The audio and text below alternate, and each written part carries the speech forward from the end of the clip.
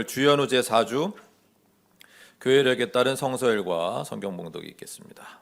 신명기 18장 15절에서 20절의 말씀입니다. 주 당신들의 하나님은 당신들의 동족 가운데서 나와 같은 예언자 한 사람을 일으켜 세워주실 것이니 당신들은 그의 말을 들어야 합니다. 이것은 당신들이 호렙산에서 총회를 가진 날에 주 당신들의 하나님께 청한 일입니다. 그때 당신들이 말하기를 주 우리 하나님의 소리를 다시는 듣지 않게 하여 주시며 무서운 큰 불도 보지 않게 하여 주십시오. 우리가 죽을까 두렵습니다 하였습니다. 그때 주님께서 내게 말씀하시기를 그들이 한 말이 옳다. 나는 그들의 동족 가운데서 너와 같은 예언자 한 사람을 일으켜 세워 나의 말을 그의 입에 담아줄 것이다. 그는 내가 명한 모든 것을 그들에게 다 일러줄 것이다. 그가 내 이름으로 말할 때에 내 말을 듣지 않는 사람은 내가 벌을 줄 것이다. 또 내가 말하라고 하지 않은 것을 제 마음대로 내 이름으로 말하거나 다른 신들의 이름으로 말하는 예언자는 죽임을 당할 것이다 하셨습니다. 오늘 우리에게 주시는 주님의 말씀입니다. 아멘. 시편 111편의 말씀입니다. 할렐루야. 내가 온 마음을 다 기울여 정직한 사람의 모임과 회중 가운데서 주님께 감사를 드리겠다. 주님께서 하시는 일들은 참으로 훌륭하시니 그 일을 보고 기뻐하는 사람들이 모두 깊이 연구하는구나. 주님이 하신 일은 장엄하고 영광스러우며 주님의 의로우심은 영원하다. 그 하신 기이한 일들을 사람에게 기억하게 하셨으니 주님은 은혜로우시며 긍휼이 많으시다. 주님은 당신을 경외하는 사람에게는 먹거리를 주시고 당신이 맺으신 언약을 영원토록 기억하신다. 당신의 백성에게 하신 일, 곧 민족의 유산을 그들에게 주신 일로 당신의 능력을 알리셨다. 손수하신 일들은 진실하고 공의로우며 주님이 지시하신 법은 모두 든든하며 영원토록 흔들리는 일이 없으니 진실과 정직으로 제정되었다. 당신의 백성에게 구원을 베푸시고 그 언약을 영원히 세우셨으니 그 이름이 거룩하고 두렵다. 주님을 경외하는 것이 지혜의 근본이다. 주님의 계명을 지키는 사람은 바른 깨달음을 얻으니 영원토록 주님을 찬양할리리다. 오늘 우리에게 주시는 주님의 말씀입니다. 아멘.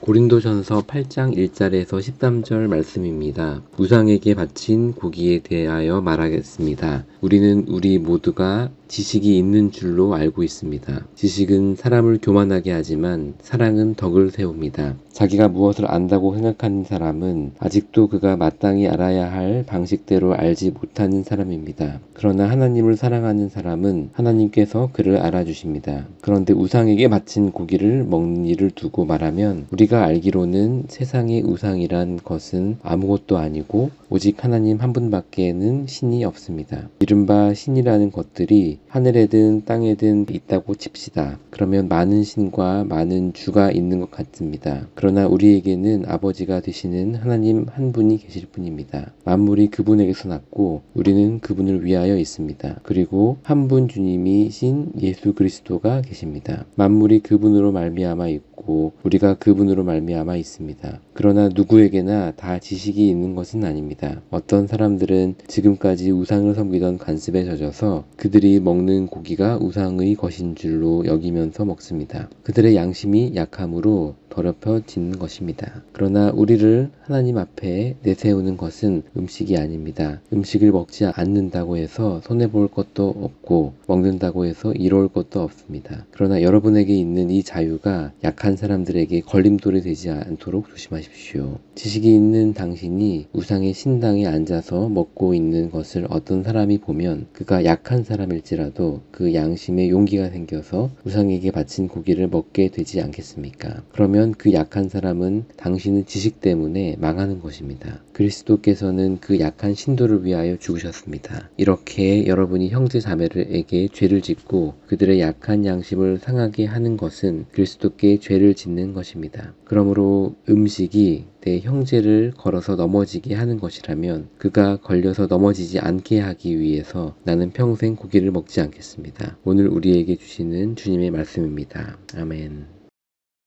마가복음 1장 21절에서 28절의 말씀입니다. 그들은 가버나움으로 들어갔다. 예수께서 안식일에 곧바로 회당에 들어가서 가르치셨는데 사람들은 그의 가르침에 놀랐다. 예수께서 율법학자들과는 달리 권위 있게 가르치셨기 때문이다. 그때에 회당에 악한 귀신 들린 사람이 하나 있었는데 그가 큰 소리로 이렇게 말하였다. 나사렛 사람 예수님, 왜 우리를 간섭하려 하십니까? 우리를 없애려고 오셨습니까? 나는 당신 당신이 누구인지 압니다. 하나님께서 보내신 거룩한 분입니다. 예수께서 그를 꾸짖어 말씀하셨다. 입을 다물고 이 사람에게서 나가라. 그러자 악한 귀신은 그에게 경련을 일으켜 놓고서 큰 소리를 지르며 떠나갔다. 사람들이 모두 놀라서 이게 어찌된 일이냐. 권위 있는 새로운 가르침이다. 그가 악한 귀신들에게 명하시니 그들도 복종하는구나 하면서 서로 물었다. 그리하여 예수의 소문이 곧 갈릴리 주위의 온 지역에 두루 퍼졌다. 오늘 우리에게 주시는 주님의 말씀입니다. 아멘.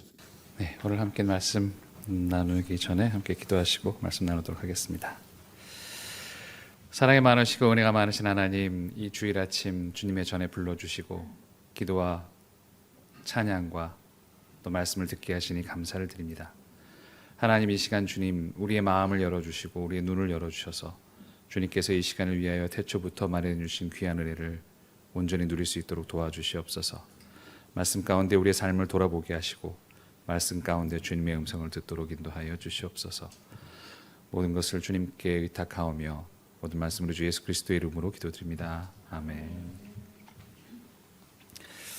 네, 오늘 많은 이 신명기서, 시편, 고린도전서 또 마가복음에 이르기까지 이 말씀을 뭐로 어떤 키워드를 잡을 수 있을까라고 생각을 해보면서 이제 본문을 대했습니다. 먼저 이제 신명기서를 읽어보면 신명기가 꽤 유명한 구절이 신약 성경에서도 신약에서도 굉장히 유명한 몇 가지 포인트들이 있는 부분이 신명기에 나와 있습니다. 거기 보면 이제 유대인들이 이제 예수님께 그렇게 물어보잖아요. 예수님이 하나님께 이런 우리를 위해서 누군가를 좀 보내줬으면 좋겠다. 직접 하나님 만나는 게 좀 두렵고 그렇다라고 해서 모세 입을 통해서 하나님께서 당신들에게 동족 가운데서 나와 같은, 이제 모세가 하는 말이죠. 나와 같은 예언자 한 사람을 일으켜 주실 것이니 당신들이 그의 말을 들어야 할 것이다라는 말을 합니다. 이 말이 이제 오늘 읽어보는 맥락에서는 그러니까 이제 직접 말씀하시기 어려우니까 누가 그런 분을 하나 좀 만들어 달라라는 그 요청으로 하나님이 그렇게 주시는 것처럼 나와 있지만 이 나와 같은 선지자 한 사람을 당신들 동족 가운데서 일으켜서 세워주실 것이다라는 요 말씀을 가지고 유대인들은 종말의 때에 누군가 이런 분이 하나 나타날 것이다라는 식으로 이제 이 말씀을 받아들였습니다. 그래서 그렇게 발전을 시켜서 실제로 종말의 때, 그러니까 세상 끝에 나타날 어떤 메시아를 이 선지자의 모습으로 이렇게 좀 생각을 하고 있었어요. 그래서 예수께서 나타나실 때 메시아에 대한 여러 상 중에 하나가 바로 이 나와 같은 예언자 한 사람, 바로 이 선지자가 있었습니다. 그래서 이 선지자에는 영어로 보면은 이제 prophet이 선지자잖아요. 근데 거기다 이제 관사를 붙여가지고 표현했죠. The prophet 이렇게 표현했어요. 바로 그 선지자. 그러니까 그 선지자라는 말은 그러니까 어떤 그냥 일반적인 선지자가 아니라 바로 여기서 얘기했던 종말의 때에 나타날 그 선지자다라는 뜻을 가지고 이제 그 선지자라는 말을 사용했습니다. 그래서 여러분이 잘 아시는 것처럼 요한복음에 보면 사람들이 메시아냐 당신이 이렇게 물어볼 때 그렇게 물어보는 장면이 있어요. 그냥 몇 가지 구절만 말씀드리면 요한복음 1장 21절에 보면 세례요한한테 찾아서 사람들이 이렇게 물어보죠. 그들이 다시 요한에게 물었다. 그러면 당신은 누구란 말이요? 당신이 누구? 그러면서 엘리야요. 요한은 아니요 하고 대답했다. 그러자 그 다음에 뭐라고 물습니까? 당신은 그 예언자요. 그러니까 이 그 예언자라는 말이 바로 그 말입니다. 그러니까 당신은 예언자입니까? 이런 뜻이 아니라 당신이 그 종말에 오기로 돼 있었던 그 메시아 같은 그 예언자입니까? 그랬더니 요한이 아니요라고 대답을 했다는 거죠. 요한복음의 6장 14절 가면 또 그 비슷한 말이 또 나옵니다. 사람들은 예수께서 행하신 표징을 보고 이분은 참으로 세상에 오시기로 된 그 예언자이다라고 했을 때 이 그 예언자가 바로 이 신명기서에서 얘기하고 있는 그 예언자라는 거죠. 그걸 이제 예언으로 생각을 해서 유대인들이 바로 그런 분을 보내주실 거야. 모세와 같은 선지자. 바로 이제 그 예언자라는 말이 그런 뜻이죠. 근데 사실은 뭐 이 부분이 굉장히 중요하긴 한데 사실 오늘 이렇게 읽은 이 본문 가운데서는 우리가 이건 상식적으로 알아두면 좋지만 전체적인 그 여러 우리 그 구절들 맥락에서는 이게 그렇게 중요한 포인트는 아닌 것 같습니다. 그럼 도대체 중요한 포인트는 뭘까? 어쩌면 그 말은 말씀은 이 마지막 절에 잘 나와 있는 거라고 생각이 들어요. 마지막 두 절에 보면 이렇게 나와 있죠. 내 말을 듣지 않는 사람은 내가 벌을 줄 것이다. 그런 말이 있고 또 선지자에 대해서도 내 마음 내 이름으로 말하거나 다른 신들로 자기 말을 내 이름으로 말하는 선지자나 다른 신들 이름으로 말하는 여인자는 죽임을 당할 것이다. 죽여버리겠다.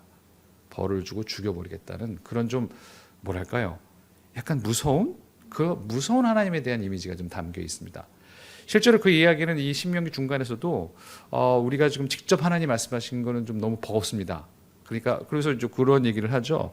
16절에 보면 우리가 죽을까 두렵습니다. 무섭습니다. 그러니까 누가 다른 사람 하나 세워서 말을 전해 주십시오라는 말을 하고 있죠. 무섭다. 하나님에 대한 두려움, 무서움이 어떻게 보면 이 신명기 말씀에 담겨 있습니다.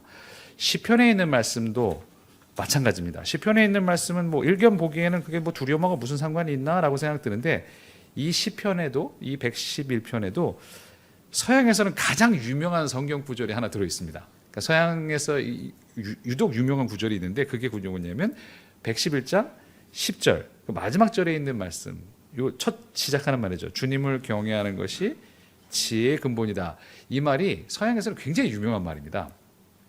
그래서 그 라틴어로 주로 이제 중세 시대를 거쳐서 라틴어로 이게 아주 많이 알려진 말인데 라틴어로는 이렇게 써 있습니다. 그러니까 initium sapientiae timor domini 이렇게 읽는데 initium은 initial 할 때 그것처럼 시작이라는 뜻이에요. 시작이라는 뜻이고 sapientiae는 여러분 호모 사피엔스 나올 때처럼 그 생각하고 이제 지혜 이런 뜻이거든요. 그러니까 initium sapientiae 그러면 지혜의 시작은 timor domini 도미니가 주니까 이 티모르라는 말이 두려움, 무서움 이런 뜻이거든요.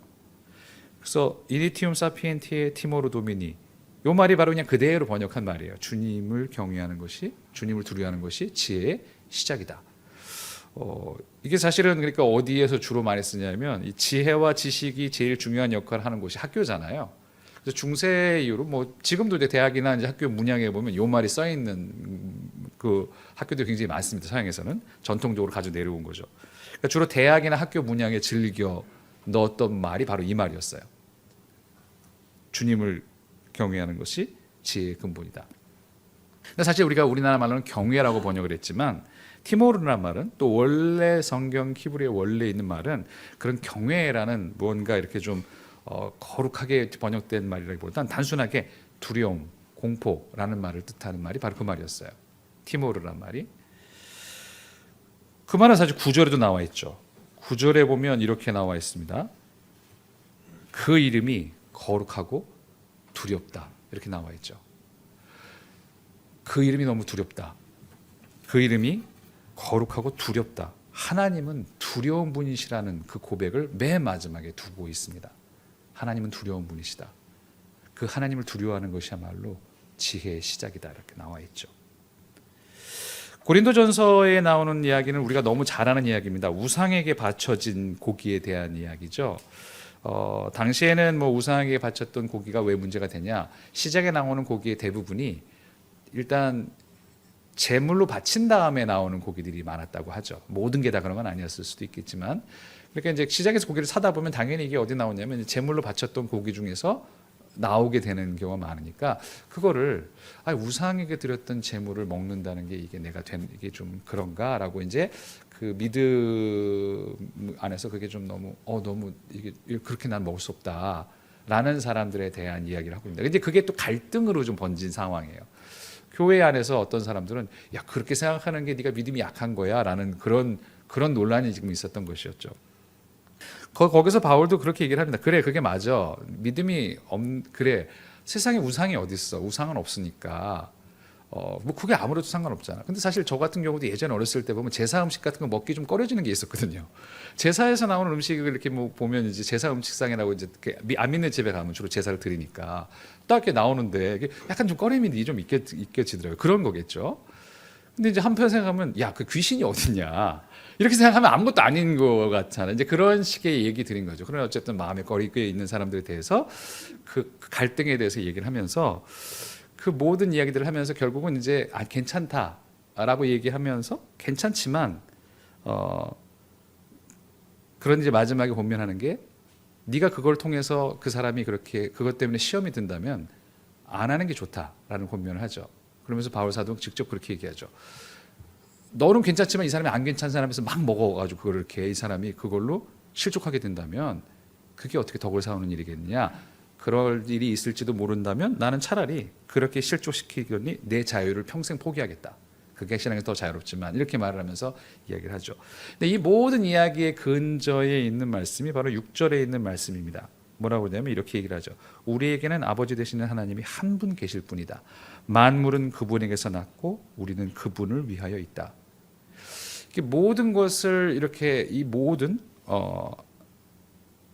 우리가 하고 있는 실생활의 신앙의 원칙의 근거가 되는 건 바로 이거죠. 하나님은 한 분이시고 만물이 그분에 의해서 났고 그분을 위해서 만물이 존재한다.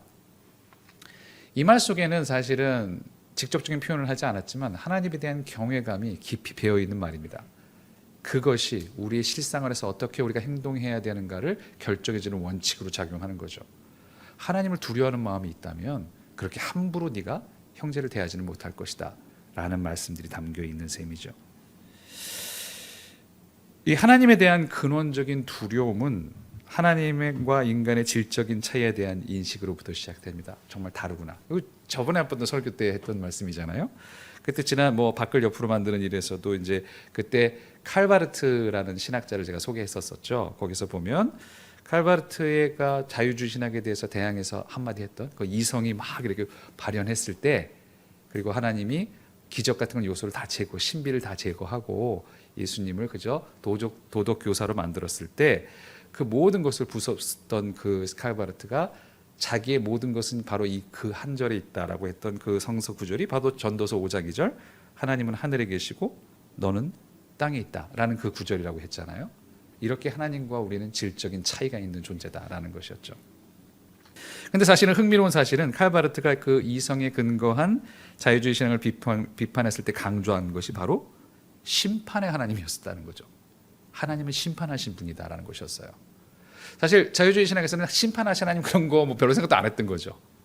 다 도덕이고 좋은 말씀 전하러 왔습니다처럼 좋은 말씀으로 우리 생활에 그런 지침이 되시면 좋은 거지라고 생각했을 때, 그때 그래서 하나님이 심판하신다는 것에 대해서 별로 종말론 이런 것에 대해서 별로 이렇게 생각도 안 했을 때 다시 살렸던 게 그거였어요. 하나님은 심판하시는 분이시다. 바로 그 점이었죠. 바르트가 지적했던 우리가 질적으로 다르신 하나님에 대한 그 근원에는 하나님에 대한 두려움이 담겨 있었던 것이죠. 이 두려움을 우리말 사전에서는 좀 한자어로 아름답게 경외라는 말로 표현을 한 거죠. 그 외가 두려움이라는 뜻이거든요. 그런데 근데 그 두려움이 성격을 좀 잘 표현을 한 거죠. 두려움 그러면 공포라는 말도 있잖아요. 무섭다라는 그 공포감. 근데 그 공포라기보다는 그 안에 경배와 공경의 깃듦이 그 마음이 깃든 두려움이다. 그래서 경외, 경건한 두려움 이렇게 말을 붙여놓은 거죠. 그러니까 이것은 사실 어떻게 보면 해석입니다. 사실 성경에는 경외, 경건하냐는 말 그런 말은 없어요. 그렇지만 하나님을 향한 두려움에 대한 아름다운 해석으로 우리가 가지고 있는 말이 바로 이 경외라는 말인 거죠. 지금 한국 교회는 또 그리스도인들은 굉장히 실망스러운 모습을 많이 보여주고 있습니다. 사회에서도 그렇고 삶 속에서도 그렇죠. 타인의 삶도 그렇지만 우리의 삶도 마찬가지죠. 그러나 이제 우리의 삶도 삶이지만 너무 이렇게 지금 세상에서 보면 기독교가 보이는 모습이 너무 실망스럽죠. 왜 그럴까? 한마디로 말하자면 이렇게 표현할 수 있을 것 같아요. 하나님 무서운 줄 모르는 거죠. 하나님 무서운 줄 모르니까 그렇게 하고 싶은 대로 다 하고 그렇게 막 사는 거죠. 지금 교회는 하나님에 대한 두려움을 잃어버린 것처럼 보입니다. 하나님 무서워하지 않죠. 하나님 무서우면 어떻게 그럴 수가 있어? 그런 짓을 할 수가 있을까? 싶은 짓들을 하죠. 목사도 그렇고, 교인도 그렇고, 다 교회도 그렇고. 그게 왜 그럴까? 아마 그 이유 중에 가장 큰 이유 중에 하나는 하나님의 사랑을 너무 강조하다 보니까 그렇게 된 것 같다는 생각 들어요. 하나님의 사랑이 굉장히 중요하죠. 하나님의 사랑이 중요하고, 우리 지난 시간에도 얘기했지만 친히 인간이 되셔서 우리에게 가까이 오시고 나를 친구로 불러라. 그러니까 막 나를 친구로 부르라고 하니까 하나님이 이제 너무 사랑스럽고 하나님 우리 친구야라고 하니까 이게 뭐냐면 너무 가깝고 편하게 생각을 한 거죠. 뭐 이거 자체가 문제는 아닙니다. 이게 문제일 리는 없는 거죠. 뭐 가깝게 이렇게 대하고 친하게 대하고 하나님 너무 편하다, 너무 무서운 분이 아니라 정말 하나님은 좋으신 분이구나라는 게 이게 문제일 리는 없는데, 문제는 그 편안함이 하나님을 가볍게 대하는 태도로 이어졌다는 사실이에요. 이 영화 예전 부당거래 굉장히 유명한 대사가 있죠. 막 검찰이 막 경찰, 그럼 경찰이 싫어할 텐데요. 그랬더니 막 그 경찰이 막 검사가 막 이렇게 막 눈치를 보냐고 막 뭐라고 막 거기서 난리친 다음에 유승범이죠. 유승범이 그런 얘기를 하죠. 호의가 계속되면은 그게 권리인 줄 알아요. 이런 말을 하죠. 굉장히 유명한 대사죠. 호의가 계속되면 그게 권리인 줄 안다. 근데 이게 정확하게 사실 모든 우리 인간사에서 너무 잘 정확하게 보여주는 그 예들이잖아요. 너무 잘 알잖아요. 호의를 계속 주면 저쪽에서 계속 호의를 주면 그게 호의니까 감사하다가 아니라 늘 당연하게 생각하기 시작하죠. 어느 순간부터는. 당연하게 생각하니까 권리라고 생각하는 거죠. 안 줬어? 이렇게 되는 거죠. 왜? 준 거를 고마워하는 게 아니라 당연히 받는 거라고 생각하는 거죠. 이거 뭐 신앙에서도 너무 잘 통용되는 말인 거죠. 호의가 계속됐더니 권리인 줄 안 거죠. 당연하게 생각하고. 그렇게 점점점 하나님을 우습게 보기 시작하는 겁니다. 가볍게 보기 시작하는 거죠. 하나님을 가볍게 생각하는 순간 피조물은 창조주에 대해서 마땅히 진여할 감정, 즉 두려움을 잃어버리게 됩니다. 두려움을 잃어버리니까 우습게 보게 되는 거죠. 말은 나는 그렇게 생각하지 않는데 이미 그렇게 그러고 있는 거죠. 이게 사람과 사람 사이에서도 굉장히 그게 마찬가지로 드러납니다. 사람과 사람 사이에는 마땅히 있어야 할 어려움 같은 게 있는 그런 관계들이 있어요. 그게 있어야 되는 관계들이 있죠. 어려움이. 근데 그걸 잃어버리게 되면 상대방을 우습게 여기는 건방진 태도들이 나타나기 시작합니다. 지금 교권의 현실이 그렇잖아요. 선생님과 제자 사이에는 마땅한 어려움이 어느 정도는 있어야 돼요. 부모와 자식 간도 마찬가지고. 어려움이 있다는 게 친하지 않다는 뜻이 아닙니다. 어려움이 있다는 게 그게 뭐 살갑지 않다는 것도 아니고 다정하지 않다는 것도 아니에요. 친구처럼 지낼 수 없다는 것도 아닙니다. 근데 그 어려움이, 그 마땅한 어려움이 없어지는 순간 우습게 보기 시작하는 거죠. 건방을 떨기 시작하고, 선생이 네가 뭔데? 라고 생각하면서 지금 뭐 완전히 뭐 그 교사의 인권 뭐 거의 바닥에 떨어진 상태인 걸 너무 참담한 현실을 우리가 너무 많이 보잖아요. 학부모도 교사에 대한 어려움이 없고, 뭐 아무것도 없으니까 그냥 마음대로 부릴 수 있는 사람이 종이라고 생각하는 거죠. 하나님에 대한 건방짐이 불러올 참담함은 그러니 그게 얼마나 엄청나겠습니까? 사실 유대인들이 얼마나 하나님을 두려워했냐면 감히 하나님의 이름조차 입 밖에 내지 않을 만큼 하나님을 어려워했어요. 그러니까 하나님의 이름을 이렇게 내는 것조차 어려워했죠. 여호와라는 것은 사실 말도 안 되는 발음이에요. 이게 이상하게 만들어진 발음이라서 여호와는 사실은 정확한 발음도 아니고 아무것도 아닙니다. 사실은 그래서 학자들은 아마 야훼나 야훼일 거로 추측을 하는데, 여호와는 뭐 거기 정말 이상하게 만들어진 발음이고 잘못 알려진 발음이죠, 사실은. 그래서 야훼나 야훼일 거다로 추측을 하지만 지금 몰라요. 왜? 유대인들이 이 이름을 함부로 부르질 않고, 야훼라는 이름이 나올 때면 읽을 때도 그렇게 읽질 않고 거기다가 주님, 아도나이 이렇게 읽었단 말이죠. 그 모음을 붙이는 바람에 여호와가 이상하게 되는 바람에 이상해졌는데, 아예 이름을 대제사장만 딱 속죄일에 들어가서 지성소원에서 불렀다는 거예요. 밖에서 들었겠죠. 밖에 있는 사람들은 듣고 저렇게 발음하는 거나 뭐 들었겠지, 제사장들이. 그렇게 해서 전례됐다는 거예요. 근데 성전이 지금 완전히 없어졌잖아요. 무너져 버렸잖아요. 그러니까 지금 아무도 그 이름을 그때부터 부르지 못한 거예요. AD 70년 이후로. 그러니까 하나님의 이름을 어떻게 부르는지 모릅니다, 지금 사실. 몰라. 하나님 이름을 뭔지를 야훼나 야훼일 거로 추측을 하는 거지 정확한 건 몰라요. 알고 있는 사람이 이제는 아무도 없어요. 하나님의 이름에 대한 정확한 발음도 모르는 상태가 된 거죠. 알 수 없게 된 거죠. 너무 좀 어처구니 없는데, 그런데 사실은 이 어처구니 없는 사실이 우리에게 주는, 그 유대인들이 보여준 태도가 주는 우리에게 교훈은 굉장히 크죠. 하나님을 두려워하고 굉장히 어려워했던 이 마음들, 이게 다시 한번 말씀드리지만 그게 사랑의 하나님을 친밀하게 여기지 않는 태도가 아니라 피조물인 인간이 창조주이신 하나님을 대하는 가장 기본적인 태도였던 것이고, 유대인들은 그걸 지키려고 노력을 했던 것이죠. 그러다 보니 하나님의 이름까지도 잃어버렸지만 그럼 뭐 그전에 어차피 하나님의 이름을 부른 건 아니었고 여전히 지금도 그들은 아도나이 주님이라고 부르는 거죠. 그래서 우리나라 성경 여호와를 경외하는 것이라고 되어 있지만 원래 라틴어도 그렇고 주님을 경외하는 것이라고 바꾼 게 그게 원래 유대인 전통에서는 다 주님으로 읽기 때문에 그래요. 그래서 새 번역에서도 지금 이제 여호와라는 말이 없어지고 그 자리에다 그냥 주라고 이제 좀 이렇게 좀 볼드체로 해가지고 써 있는 게 그래서 그런 거죠. 그게 원래 성경을 유대인들이 읽는 방식이었으니까. 그래서 여러분 신약에서 여호와라는 말 안 나오잖아요. 그거 다 주라고 나오는 게 그게 여호와를 읽는 그 말하는 방식이기 때문에 그래요. 그래서 또 그것도 일관성이 있는 거죠. 그 정도까지 가지고 있었던 그 어려움들이 우리에게 주는 교훈이 있는 거죠. 하나님에 대한 두려움을 잊은 교회는 더 이상 교회가 아닙니다. 사실 하나님에 대한 두려움을 잊은 그리스도인은 더 이상 그리스도인이 아닌 거죠, 사실. 오늘 마가복음에 있는 이야기는 마지막에 있는 이야기는 그런 사람들이 어떤 태도를 보여주나, 하나님 무서운 줄 모르는 사람이 어떤 태도를 보이는지에 대한 이야기라고 볼 수도 있습니다. 마가복음에 있는 이 귀신 이야기는 다른 그 귀신 이야기 굉장히 다른 이야기입니다. 제가 이걸 박사학위 논문을 썼거든요. 그래서 이거 가지고 한 시간 동안 쫙 얘기할 수도 있지만 그럴 필요는 없을 것 같고 이제 무슨 얘기냐면 그냥 기본적으로 우리가 알고 있는 귀신 얘기가 좀 달라요. 귀신이 들어오면 그냥 이렇게 일방적으로 피해를 당하는 거잖아요. 근데 그런 모습이 아닌 것처럼 보여져요. 자, 지금 이게 회당에 있는 사람 귀신이잖아요. 여러분 생각만 해도 이상한 거예요. 지금 읽어보면 이상한 얘기예요. 왜? 회당에 귀신 들린 사람이 앉아 있다? 근데 이게 회당에 귀신 들린 사람이 우리 생각에 막 미친 사람하고 막 이런 사람을 생각하잖아요. 그럼 동네에서 생각할 때 막 그런 사람들 가끔 몇 명 있었잖아요. 예전에 시골에서 보면. 그런 사람이라고 생각하죠. 근데 그런 사람이 멀쩡히 예배 시간에 들어와서 앉아 있을 리는 없잖아요. 누군가 제재를 했겠지. 근데 이 사람이 신기한 게도 우리말 성경에는 그 말이 좀 이렇게 나와 있진 않은데 23절에 보면 그때 회당에 악한 귀신 들린 사람이 하나 있었는데 라고 나와 있는데 성경의 원어를 살펴보면 뭐라고 그때 곧 회당에 악한 귀신 사람이 있었다. 그때 마침, 그때 바로. 근데 이게 그때가 어느 때냐?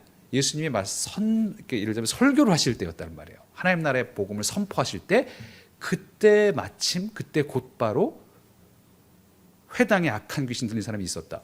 아니 그때까지 계속 있는데 갑자기 그때 이 사람이 말하자면 귀신 들린 사람으로 드러나게 된 상황을 묘사를 해요. 그때까지 그러니까 사실 이게 멀쩡하게 예배 들어와서 앉아 있는 사람인 것 같은 거죠. 근데 이 하나님이 복음이 확 이렇게 자기한테 이렇게 닥쳐온 순간 이 사람이 귀신 속에 있는 사람으로 이렇게 마가는 귀신은 들린이라고 표현하지 않고 귀신 안에 있는 사람이라는 표현을 하거든요. 근데 그게 이상하니까 이제 마태하고 누가는 다 바꿨어요. 근데 이제 마가는 유독 그 표현을 가끔 써요. 귀신 안에 있는 사람이 마침 그때 곧 드러난 거죠. 있었다 이렇게 나와요. 그러니까 이건 굉장히 다른 이야기이기도 합니다. 이 이야기의 가장 큰 주제의 특징은 어디에 있냐? 이 말에 있어요. 사실은 23절에 보면 23절이 아니죠. 그 다음 절에 있는 말이죠. 이 사람이 지금 그 24절에 보면 나사렛 사람 예수여 왜 우리를 간섭하려고 하십니까? 우리라는 말은 사실은 여기에 모든 포인트가 담겨 있어요. 뭐 거라사 귀신은 뭐 몇백 명이니까 상관없지만 이건 사실 한 사람이었거든요. 사람이 얘기를 합니다. 왜 우리라는 말이 도대체 누굴 얘기하는 거예요? 나와 귀신인 거죠. 왜 우리를 간섭하십니까? 라고 큰 소리를 지르는 사람이 바로 이 사람이었어요. 왜 우리를 간섭하십니까? 왜 우리를 방해하십니까? 왜 우리를 내버려 두지 않았습니까? 그리고 얘기하는 말이 우리를 없애려고 온 겁니까? 라고 큰 소리로 고래고래 소리를 지르는 장면이죠. 그러니까 사실 여기에 보면 이 귀신 들림은 좀 다른 귀신 들린 겁니다. 그냥 일방적인 피해가 아니라 이건 자발적인 것이고 이 연합을 깨기를 싫어하는 인간의 모습이 담겨있는 그런 귀신 이야기인 거죠. 그 연합을 끊으시려는 예수님을 방해자로 여기는 사람의 모습입니다. 왜 우리를 간섭하려고 하느냐? 왜 우리의 결합을 없애려는 거냐면 예수님께 큰 소리로 소리소리 고래고래 지르는 모습. 어쩌면 이 모습은 바로 우리의 모습입니다. 하나님에 대한 두려움을 잃어버리고 하나님을 우습게 여기게 되면 이르게 되는 경지가 바로 이 경지입니다. 하나님 무서운 줄 모르고 세상과 연합을 하게 되죠. 세상의 모든 것들을 그대로 내 거로 받아들이고 세상과 연합. 그 속에서 잘 살아갑니다. 근데 어느 순간 잘 살고 있었는데 하나님의 어떤 메시지에 닿는 순간이 있는 거죠. 그 순간 내가 잘못했구나라고 회개하는 게 아니라 왜 이렇게 결합을 없애려고, 당신 왜 우리를 간섭하냐, 나 이렇게 세상에 잘 살고 있는데. 그렇게 그 결합을 끊으실 것을 요청하시는 하나님께 내버려 두라고, 간섭하지 말라고 고래고래 소리를 지르게 되는 그 지경까지 이르게 된 게 하나님을 두려워하지 않는 것에서부터 나오는 거죠. 그런데 기어코 예수님은 이 결합을 끊으십니다. 왜? 그게 우리의 영혼을 위하는 길임을 아시기 때문에 그러시는 거죠. 그리고 오늘 이 이야기를 통해서 하나님은 이 이야기가 우리의 이야기가 되기를 원하십니다. 다시금 우리의 삶에서 하나님에 대한 두려움을 회복하기를 원하십니다. 경외 가운데서 그 속에서 참다운 하나님의 사랑을 누리기를 원하십니다. 그 사랑 안에서 이 세상과의 단절을 결단하기를 원하시는 거죠. 그래서 정말 참 생명을 누리기를 원하십니다. 우리는 지금 그래서 이 성경의 말씀을 읽으며 하나님을 향한 우스움과 두려움 사이에 서 있는 것 같습니다. 하나님을 여지껏 지금처럼 우습게 보고 살아갈 것인가? 아니면 두려운 마음을 가지고 살아갈 것인가? 그 사이에서 마땅한 두려움을 회복하시고 생명을 누리며 사시는 저 여러분 되시기를 주님의 이름으로 축원합니다. 기도하시겠습니다.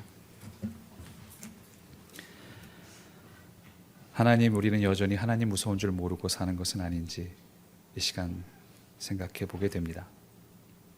하나님, 우리 속에서 없어진 것이 행여나 하나님에 대한 두려움이라면, 그리하여 하나님을 우습게 보고 있는 것이라면 하나님 다시금 정신을 들게 하시고 주님의 사랑만을 생각하고 하나님을 편하게만 생각하는 것이 아니라 하나님에 대한 어려움도 생각할 수 있도록 도와주시옵소서. 그 어려움으로 우리의 삶을 다시금 바라보게 하시고 그 어려움 가운데서, 하나님에 대한 어려움 가운데서 우리의 삶을 함부로 살지 않도록, 막 살지 않도록, 그 하나님에 대한 두려움이 우리의 삶의 원칙이 되고 경계가 되도록 하나님 도우시고 인도하여 주시옵소서. 우리 약함을 성령으로 도우실 줄 믿고 바라오며 모든 말씀 우리 주 예수 그리스도의 이름으로 기도드립니다. 아멘.